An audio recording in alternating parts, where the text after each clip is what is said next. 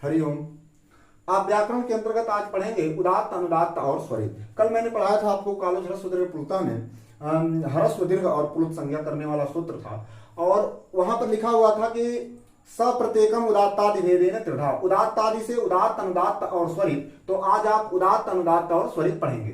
ध्यान दीजिएगा, यहाँ पर जो है इस सूत्र में जो है दो पद है। पाणिनि अष्टाध्यायी का पहले अध्याय के दूसरे पाद का 29 नंबर का ये सूत्र है, उच्चैः और उदात्तः। तो उच्चैः अव्यय पद, उदात्तः जो है प्रथमा का एक वचन। उसके बाद आप इसका वृत्ति देखिएगा, तालवादिषु स्थानेषु, कहीं कहीं पर लिखा हुआ है तालवादिषु सभागेषु स्थानेषु। तो एक ही चीज है, तालवादिषु स्थानेषु ऊर्ध्वभागे निष्पन्नो अच उदात्त संज्ञा से। सूत्र में दो पद है, उच्चैः और उदात्त, उच्चैः और उदात्तः। यहाँ पर जो अच का जो है आप देख रहे हैं, तो उकालो ह्रस्व दीर्घ प्लुता सूत्र से अच की अनुवृत्ति आती है, अनुवर्तन करते हैं वहां से, क्योंकि कहा गया था सूत्रेषु अदृष्टम पदम सूत्रांतरादनुवर्तनीयम सर्वत्र। यानी कि दूसरे सूत्रों से जो है क्या कर लेना चाहिए, अनुवर्तन कर लेना चाहिए, जो सूत्रों में पद दिखलाई ना दे। तो सूत्र में अच पद दिखलाई नहीं दिया है, इससे यह समझना है कि उकालो ह्रस्व दीर्घ प्लुता इसके ऊपर का सूत्र है। पहले अध्याय के दूसरे पाद का 27 नंबर का सूत्र था उकालो ह्रस्व दीर्घ प्लुता, वहां से अच का अनुवर्तन किए। तो आप देखिएगा जो है अच का जो है क्या हो जाएगा, उदात्त संज्ञा हो जाएगी। मीन से ऊर्ध्व भाग से देखिएगा, तालवादी तालु स्थान है, मुख का जो स्थान है, तो वहां के सभागेषु स्थानेषु, उसमें जितने हैं तालु, कंठ, मूर्ध इत्यादि जितने हैं, ठीक है, तो उसके ऊर्ध्व भाग से निष्पन्न जो अच होगा उसकी जो है उदात्त संज्ञा। और अब देखिएगा नीचे वाला सूत्र जो है ऊर्ध्व भाग से निष्पन्न आपने देखा जो अच होगा उसकी उदात्त संज्ञा। ध्यान रखिएगा, ह्रस्व दीर्घ प्लुत संज्ञा, उदात्त, अनुदात्त, स्वरित संज्ञा, ये संज्ञाएं जो है अच के लिए है, ठीक है, यानी कि स्वरों के लिए। तो अचः, स्वराः, ठीक है, ये नियम व्यंजन में लागू नहीं होगा, आप इसको भी समझते रहिएगा। अब देखिए उच्चैः अनुदात्तः, तो उच्चैः यहाँ भी अव्यय पद है, अनुदात्तः प्रथमा का जो है एक वचन है। और अब इसका वृत्ति देखिएगा, तालवादिषु स्थानेषु, तालु आदि जो स्थान है, तालु, कंठ, मूर्ध इत्यादि जो स्थान है, तो उन स्थानों में अधोभाग से निष्पन्न जो अच की बात कर रहे हैं, यहाँ भी जो है अच का अनुवर्तन करेंगे। उकालो ह्रस्व दीर्घ प्लुता सूत्र से जो है अच का अनुवर्तन होगा।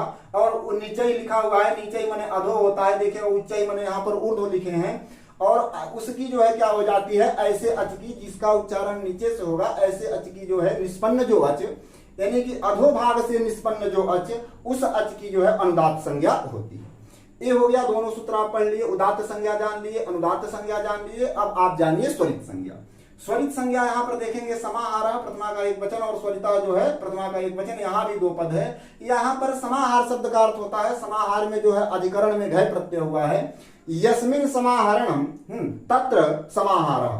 तो देखिएगा ससमाहारः ऐसा भी कह सकते हैं। देखिएगा उदात्त और अनुदात्त बीच वाला में जो है बताए हैं आपको स्वरित। तो इस सूत्र का अर्थ समझिएगा, पूरा क्लियर हो जाएगा।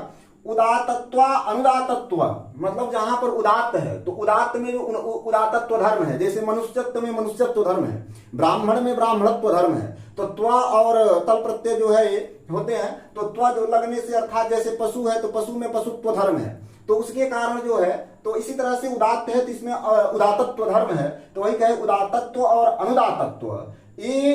ये वर्ण धर्म, देखिए लिखा हुआ है वर्ण धर्म समाह्रियते। समाह्रियते का मतलब समाहरण, जहां एक जगह जो है समाहित हो जाए, एक जगह मिल जाए। देखिएगा उदात्त और अनुदात्त, तो कहे उदात्तत्व और अनुदात्तत्व धर्म वर्ण धर्म समाह्रियते यस्मिन्, सो अच मतलब सह अच, सा अच है, संधि कार्य हुआ है, तो सो अच स्वरित संज्ञा स्यात्, उस अच की कौन सी संज्ञा हो जाएगी, स्वरित संज्ञा हो जाएगी। तो दोनों वर्ण धर्म जहां यस्मिन् समाह्रियते, ठीक है, यस्मिन् समाह्रियते सो अच स्वरित संज्ञा साथ, अर्थात जिसमें समाहित होगा उसकी क्या हो जाएगी, यस्मिन् से जिसमें समाहित होगा। देखिएगा यहाँ पर उदात्तत्व अनुदात्तत्व वर्ण धर्म दोनों यहाँ पर जो है समाहरणम, समाहार और अधिकरण में जो है घय प्रत्यय हुआ है, तो उसका अर्थ हो जाएगा यस्मिन, अर्थात जिसमें, ठीक है, अधिकरण का अर्थ होता है में पै पर, तो जिसमें समाहित हो, तो यहां पर जो है उसकी क्या हो जाएगी, स्वरित संज्ञा हो जाएगी। इतना आप समझ लिए। और ये आपका जो है देखिएगा तालु आदि स्थान ऐसे होता है मुख के अंदर, और ऊपर से निष्पन्न जो अच उसकी उदात्त संज्ञा, नीचे से निष्पन्न जो अच उसकी जो है अनुदात्त संज्ञा।